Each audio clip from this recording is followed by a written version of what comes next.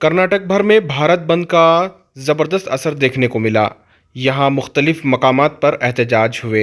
बेंगलुरु में town hall, Mysore circle, Maurya circle और कई मकामात पर एहतजाज किए गए।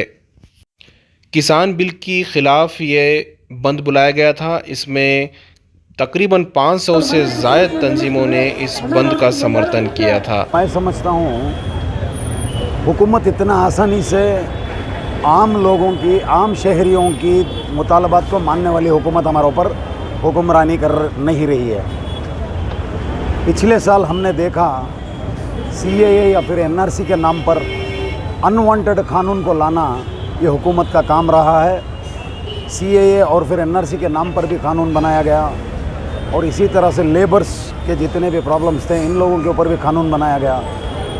जहाँ तक देखें हम लोग जो है हुकूमत हर चीज़ को प्राइवेटाइजेशन करने में लगी हुई है। अब जब तक ये प्राइवेटाइजेशन का मामला ख़त्म नहीं होता हुकूमत के हिसाब से हमें इंसाफ मिलने वाला तो नहीं है। अब ले लीजिए किसान के मसले को, तकरीबन 300 दिन से जो है दिल्ली में बहुत बड़ा प्रोटेस्ट चल रहा है।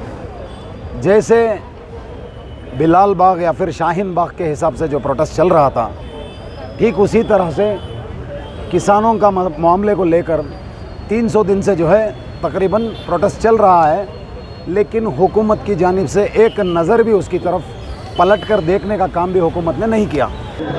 ये सब हो पूरा देश को मालूम है।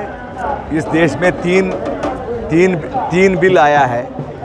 वो 3 बिल का खिलाफ में हमारा सब फार्मर्स फाइट कर रहा है। वो ज़्यादा फाइट उधर दिल्ली के बॉर्डर में हो रहा है क्योंकि वो उसका तकलीफ़ क्या है मालूम है। यही बिल सपोर्ट वो फार्मर के सपोर्ट के में लिए हम सब सपोर्ट कर रहे हैं। मैं भी वो उसका खिलाफ, बिल का खिलाफ, ये फार्मर्स का प्रोटेस्ट है ना, इसके लिए मैं सपोर्ट करने का हूँ। वो तीनों बॉल बहुत डेंजरस है ये देश के लिए, आम आदमी के लिए, फार्मर के लिए, छोटा व्यापारी के लिए और कंज्यूमर के लिए। ये बहुत डेंजरस बिल है। आंदोलन जो चल रहा है, जो गवर्नमेंट किसानों के ऊपर पाबंदी जो लगा कर हैं, जो 10 महीने से जो चल रहा है वही है।